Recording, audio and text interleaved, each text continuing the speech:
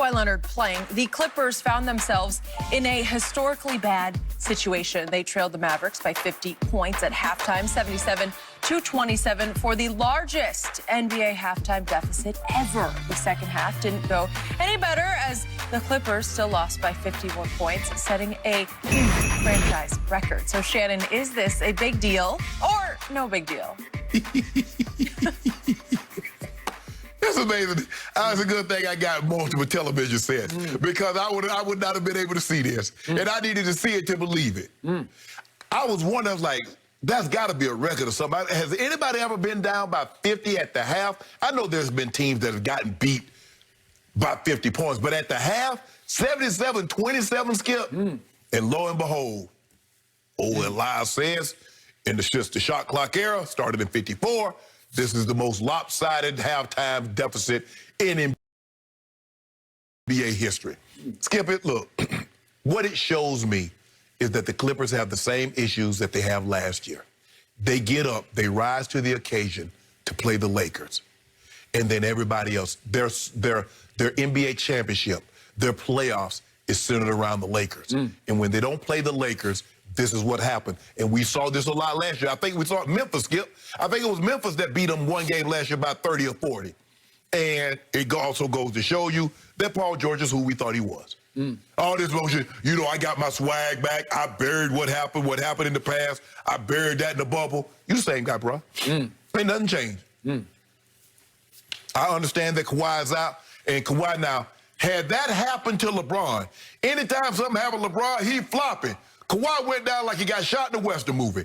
My guy got hit in the back of the head, had to get 5 stitches when he was in Miami, and you and everybody else talking about he flopped. Michael Jordan when it went down. Wait, do we have the picture of Kawhi on the floor with blood all over him? First of all, he got 8 stitches in his mouth. First of all, Skip Bayless, you already know. Can we see that? First of all, Skip. Flopped?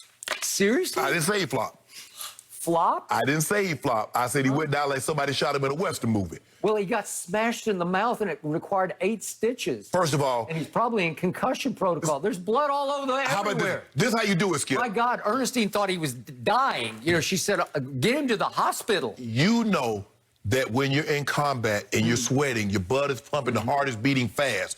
Any little cut is going to gush blood. That's the way it works, Skip Bayless. You know that. Is that flopping?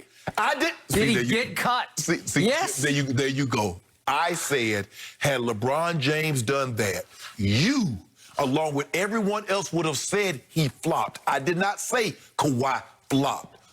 All I'm saying is that what the issues were last year with the Clippers is the same issues that they have right now. They got up opening night for the Lakers. But what do we see, Skip? Or they get up for the Nuggets, they get up for these teams, and then they're like, oh, well, okay, we good now. Paul George, you can't let this happen. I understand that Kawhi's not there, and stop doing this. I want him to stop doing that, because every game that they lose, oh, this was on me. You know, this was on me, this was on me, this was on me. I'm tired of you saying that. I need you to do something about that so they stop being on you. So I love this. But you see what my guys did last night. They took care of business, right, Skip? We took care of business, right, Skip? That's what we do. Go James doing what he does, got his little 25 minutes, got up out of Dodge. Marc Gasol got them threes going, got up out of Dodge.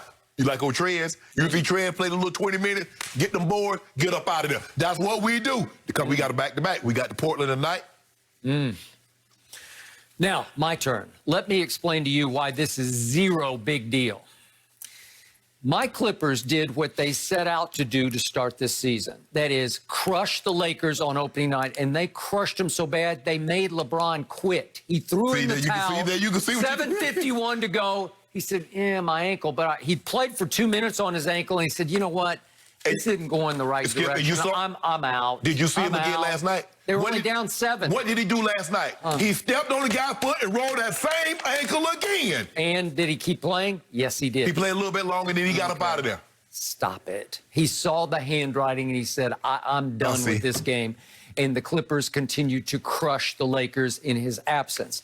Then the Clippers had to turn right around, and I believe you bet me a case on this. I'm pretty sure you said, I got the Nuggets, and I said, I'll take a case on that. This was maybe 3 weeks ago, because they had to go all the way up to Denver to try to right the wrong of what happened in the bubble. They come all the way up to Denver, like they're in Vancouver, BC, or something like that. It's a 2-hour plane ride. They had to go to Mile High, whatever it is, right?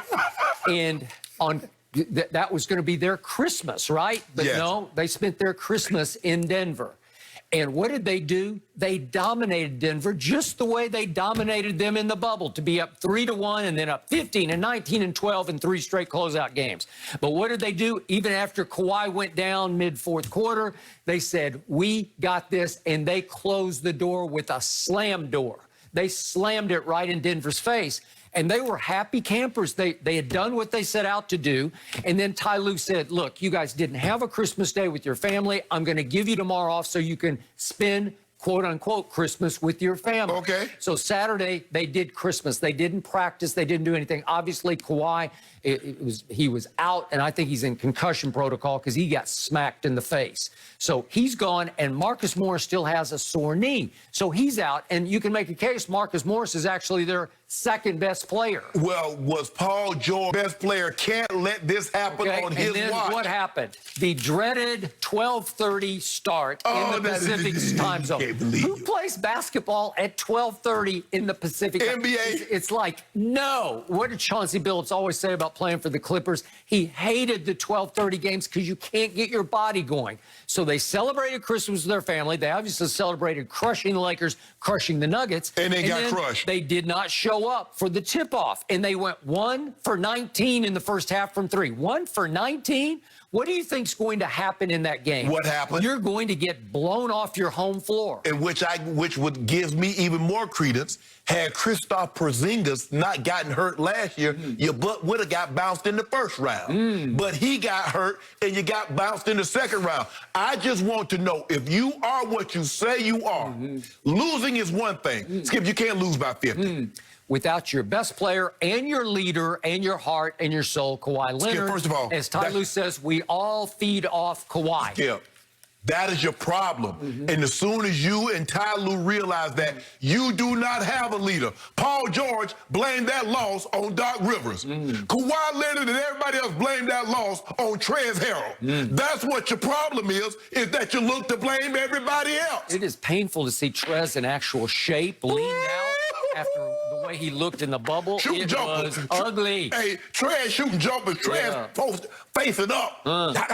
Wait until you play real teams, and you have to have Trez play real defense because he can't play defense. He's about 6'6". I just want to know who Paul George is going to blame for that performance. Is that Doc's fault? He blamed himself. Skip, I heard the Skip. He blamed that the last. By the way, he blamed the last 3 games that they lost against the Nuggets on himself. Who's the player you call Baby Bird? Who's that guy? Luka. Luka Doncic. My name is Luka. Who was the runaway favorite for preseason MVP, right? Yeah. And what have I told you again and again about Luka? He cannot shoot a lick. I can't tell. From French lick to can't shoot a lick. That's what we got here.